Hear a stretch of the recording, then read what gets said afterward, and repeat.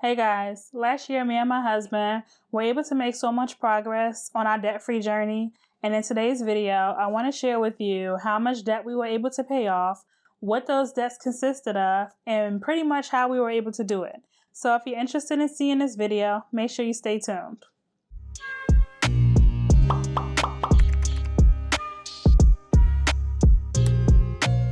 If you're new to my channel, my name is Ozella, and typically I create videos about being more intentional with money. Right now, me and my husband are working towards paying our debt off, so that's pretty much what my channel is going to focus on. But I also create budgeting videos, and then I create videos sharing general money tips that you guys can use on your own personal finance journey. If you're interested in following our debt-free journey, or you just want to stick around for the money tips, that's cool too. But go ahead and hit that subscribe button and hit the bell so you're notified when I upload new videos. But back to today's video, our 2019 debts.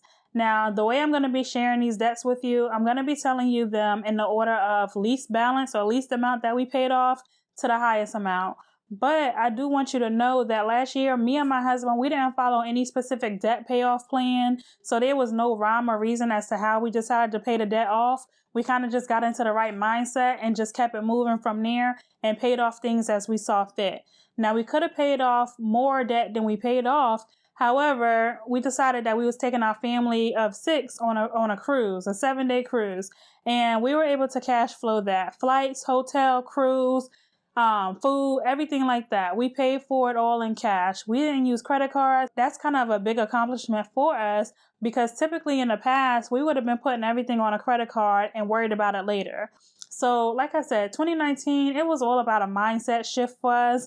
And kind of once we got into that mindset of doing what we needed to do for our finances, for our family, then we were able to accomplish so much of our goals last year. And if you see me looking down, it's only because I made notes and I wrote the exact numbers. I didn't want to mess up on the amounts, so just bear with me. The smallest debt that we paid off was a TJ Maxx card. Now, this TJ Maxx card was the result of me and my husband being enticed by the cashier at checkout with a discount if we applied for the credit card. We were hoping we wouldn't even get approved for the credit card. However, we did. But we made a pact right there that once we actually got the bill, we were going to pay it off in full. Do you think we did that? No, we did not. So we ended up accruing more interest on this small balance and ended up paying more than that purchase was actually worth.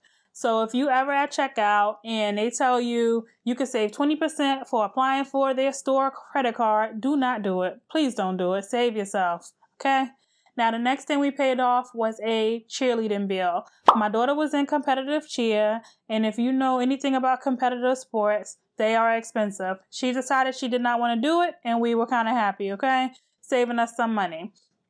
But we had to pay to take her out of cheer. Because the competition season had already started, we had to pay. And that bill was $520. Now, that was not a priority for us at the time. Like I said, we were trying to put any and extra money we had towards our cruise to be able to cash flow that. So that wasn't a priority, but we ended up paying it off. So the next thing we paid off was an ambulance bill. Back in 2018, my husband and my daughter got into a car accident, and because of that, they had medical bills and an ambulance bill. So the ambulance bill was one of the last things we paid off because the amount was so high, but we ended up settling for $840. So that is that. The next thing is an apartment. Now, we did move in 2019, and as much as I try to tell my kids to take care of things, we still had to replace the carpet. And so that carpet ended up costing us $1,040. The next thing is a trailer. Now, I've always had an ambition to kind of be an entrepreneur, and this trailer was the result of a business plan gone wrong.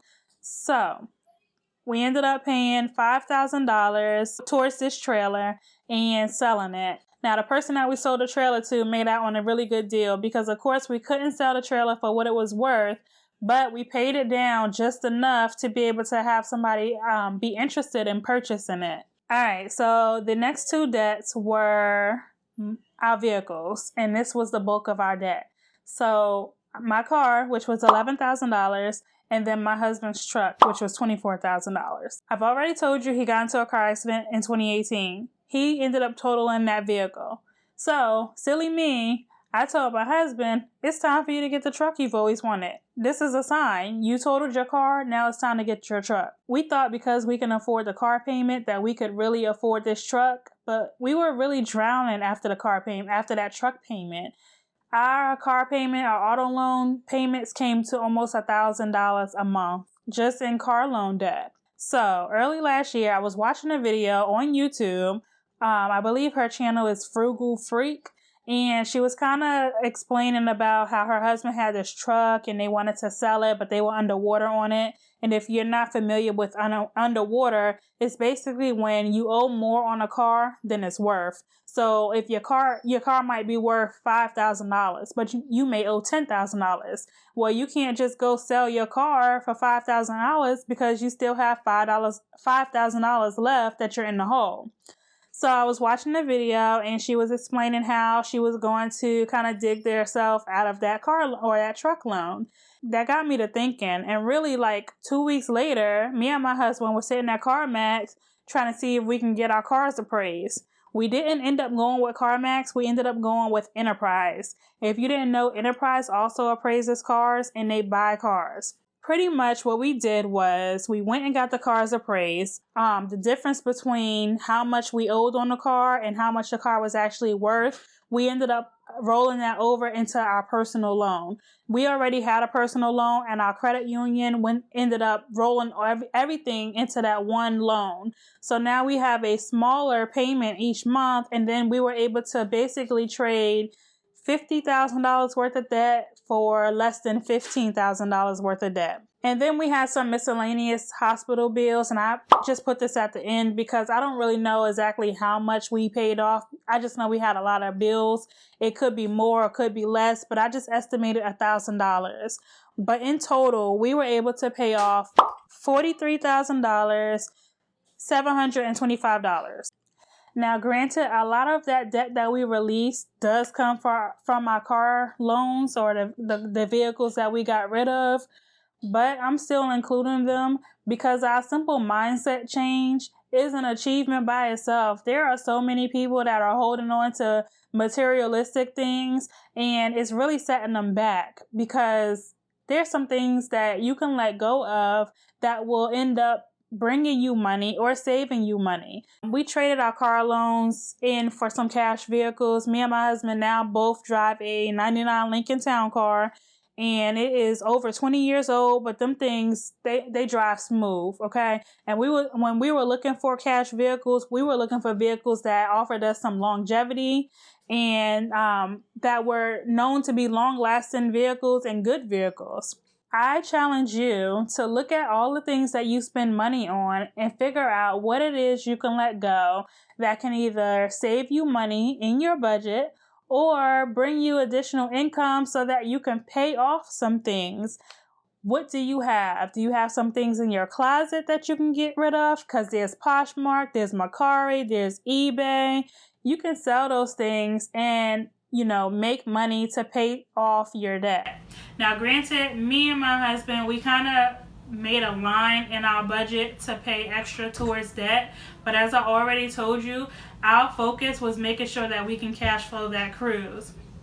But we also made it a priority to pay something extra towards debt or to get rid of some things that could, kind of save us money each month so that we were able to create a full budget and not dig ourselves deeper into debt. In the comments below, let me know how much debt you were able to pay off in 2019, if you're on a debt-free journey, if you started last year, or if you're just starting now.